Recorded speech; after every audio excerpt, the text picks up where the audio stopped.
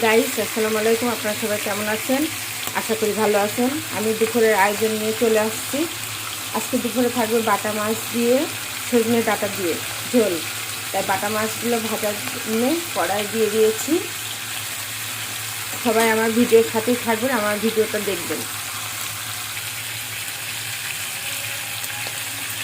মাছটা এক পিঠ ভাজা হয়ে গেছে, আমি উল্টিয়ে দিয়েছি। আমি পেঁয়াজ কুচিটা দিয়ে দিচ্ছি মাছ রান্নার জন্য।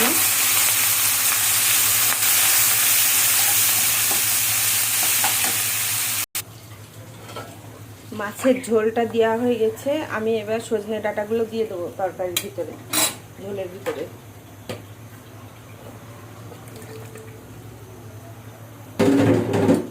সজনে ডাঁটাটা দিয়ে দিলাম।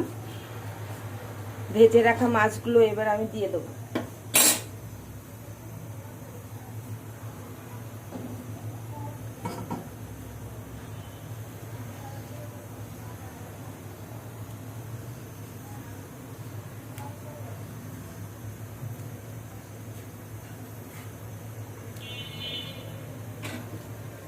মাছগুলো সব আমি দিয়ে দিয়েছি। এবার আমি ঢাকনা দিয়ে 10 মিনিটের জন্য ঢেকে দেবো।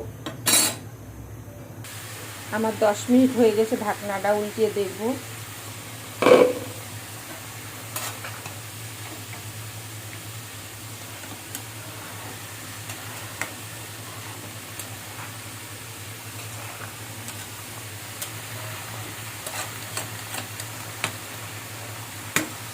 এখানে আমি করলা ভাজি বসিয়ে দিয়েছি।